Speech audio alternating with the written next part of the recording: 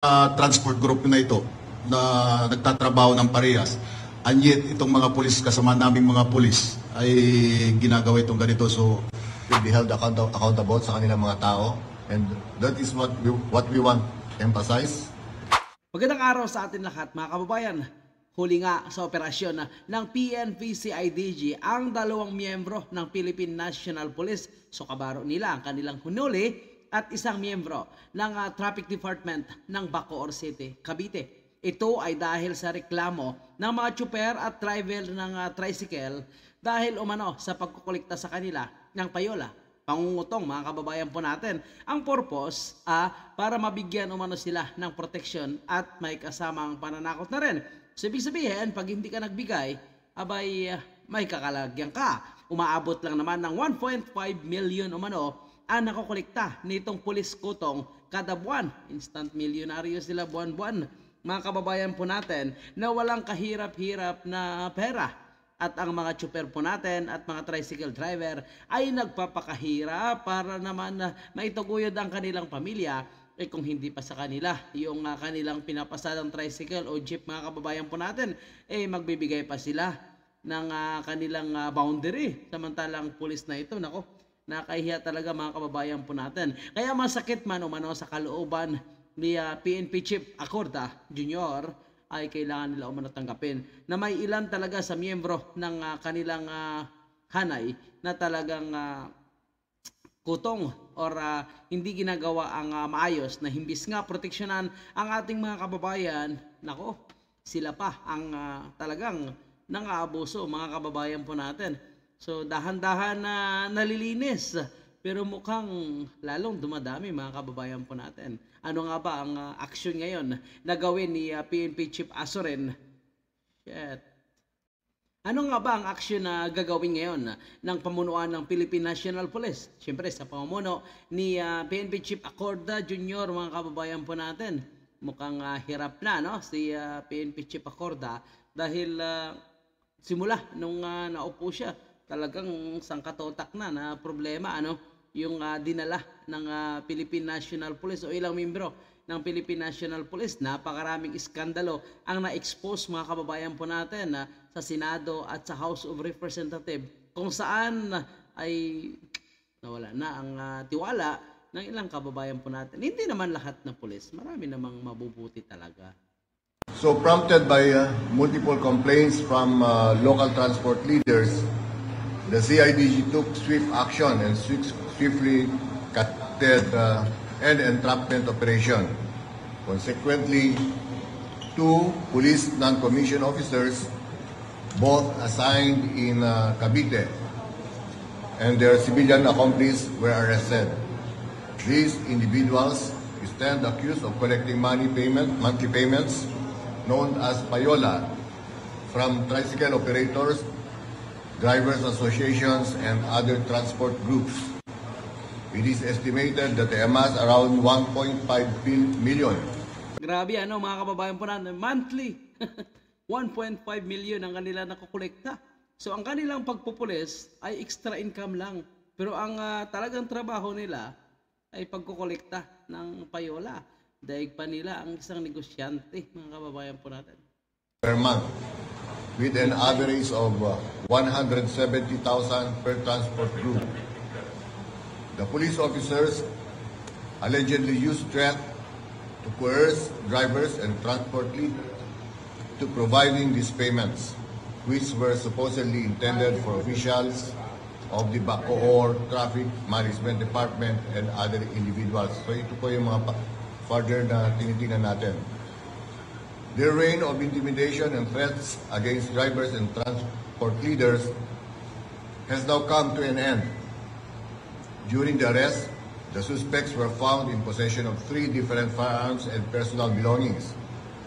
Criminal complaints will be filed against them, including robbery charges or violation of Article 294, Paragraph 5 of the Revised Penal Code, illegal possession of firearms, and violation of the Omnibus Election Code.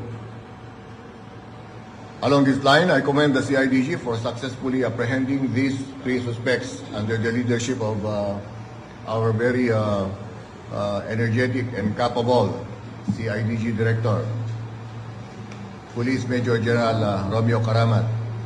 These operations against police officers, Bugay and Bautista, sends a powerful message to any remaining rogue individuals in uniform cases, the unwavering dedication of the PNP to cleanse its ranks, restore the organization's integrity, and rebuild public trust.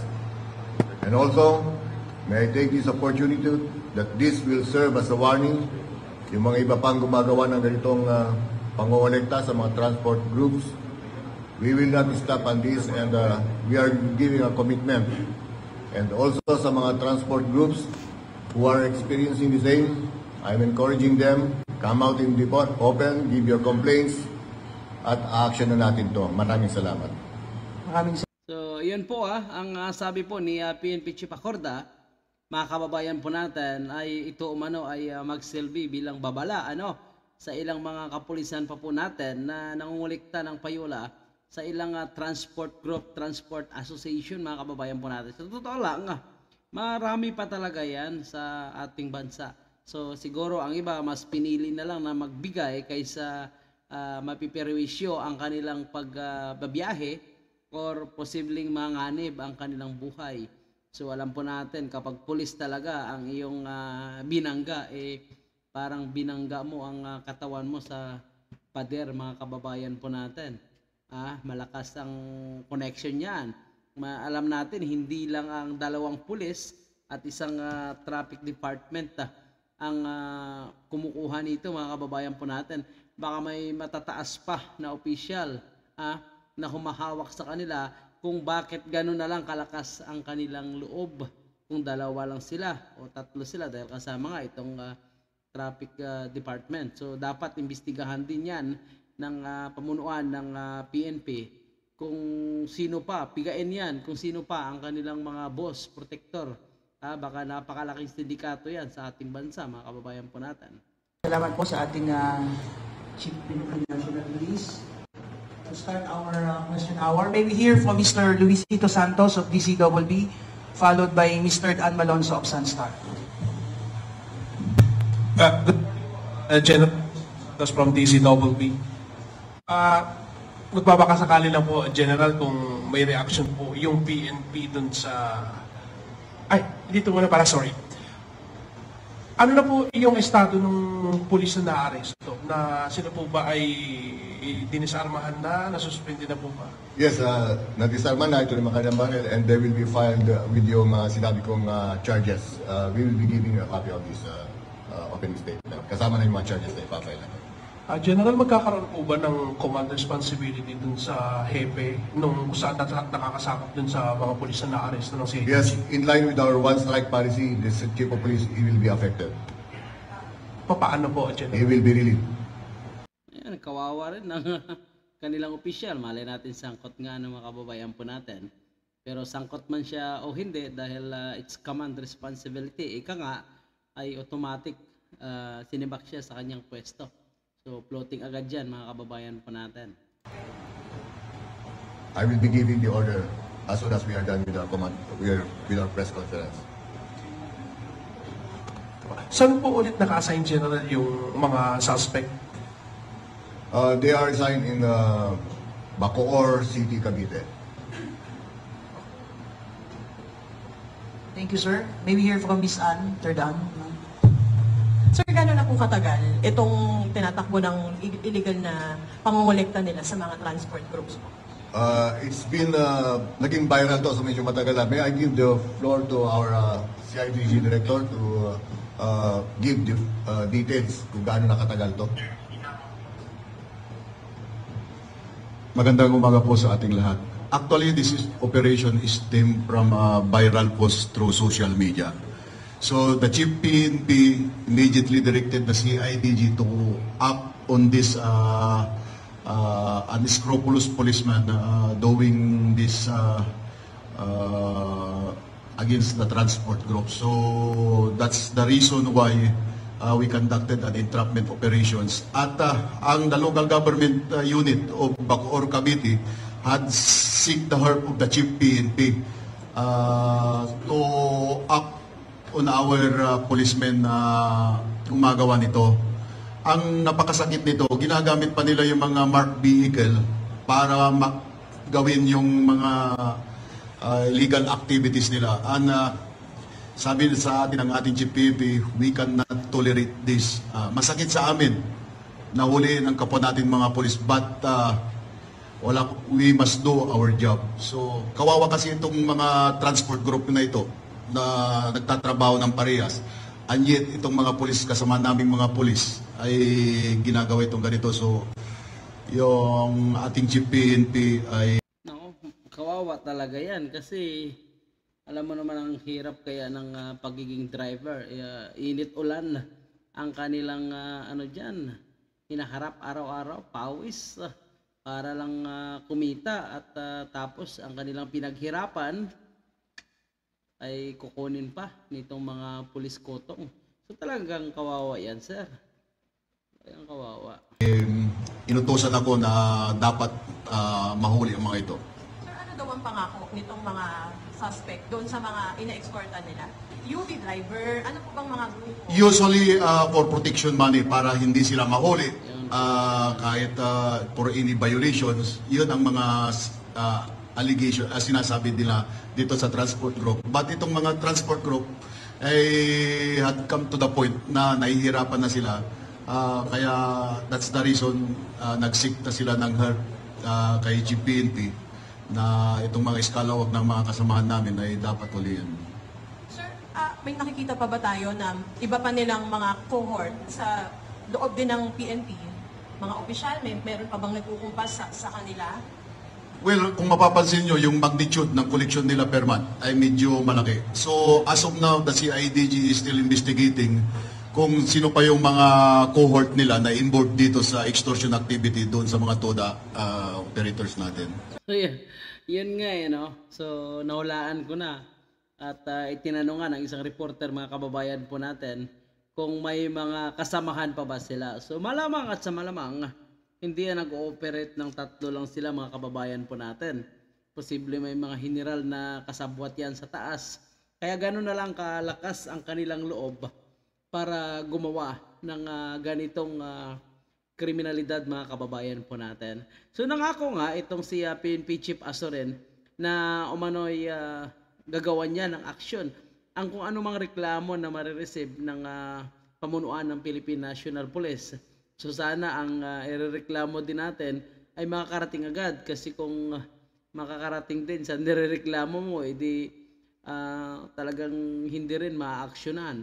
So ang nakikita natin ngayon, napakabilis ng aksyon ng Philippine National Police, mga kababayan po natin, kapag mag-viral ang iyong reklamo. So kung may reklamo ka para sa isang pulis, ipa-viral muna sa social media. So kapag mag-viral yan, makakarating yan sa pamunuan ng Philippine National Police, sigurado hindi lang Philippine National Police ang mag-aaksyon. Congressman at mga senador po natin, paunahan agad yan sa pag-aksyon. Kasi minsan, ang nangyayari, lalo na sa mga local police po natin, yung mga report na sinusumiti po ng ilang kababayan po natin, hindi naman natin nila lahat, minsan ay hindi nakakarating sa pamunuan at minsan ay hindi inaaksyonan. So hanggang nagtitrending na lang sa Facebook, sa YouTube, tsaka na lang inaaksyonan ng ilang opisyal ng Philippine National Police. So sana maubos na to sila, mga kababayan po natin, at kung sino pa yung mga transport group na nabibiktima ng ganitong klaseng modus, sana lumabas na sila kasi sayang naman ang kanilang pinaghirapan, buong araw nila na talagang tiniis ang ulan at init para lang kumita, mga kababayan po natin, para sa kanilang pamilya, para makasurvive, lalo na sobrang mahal na ng pangunahing bilihin ngayon, mga kababayan natin. So tapos ganito pa may kumukolekta sa kanila araw-araw. Imagine mo, 1.5 million kada buwan. Grabe, 1 million kada buwan ang kanilang kinikita. Mas malaki pa ang kanilang kinikita kaysa kanilang official, mga kababayan po natin. So abangan na lang po natin yung update at sana ay matukoy ng PNP CIDG kung sino nga ba ang ilan pa na pulis na posibleng sangkot nitong tatlong kotong na ito, mga kababayan po natin. At syempre, ang mayor naman, ito si Mayor Revilla ng Bacoor City, Cavite, ay nangako naman na kung sino pa yung sangkot diyan na opisyal naman dito sa kanyang departamento, so sa traffic management, traffic department, ay aalamin nila at gagawan umano ng aksyon at hindi tinotolerate ni Mayor Revilla ang mga ganitong gawain ng kanilang empleyado. So yan po yung ating update. Maraming salamat. This is Kababayan Viral PH. Paalam po.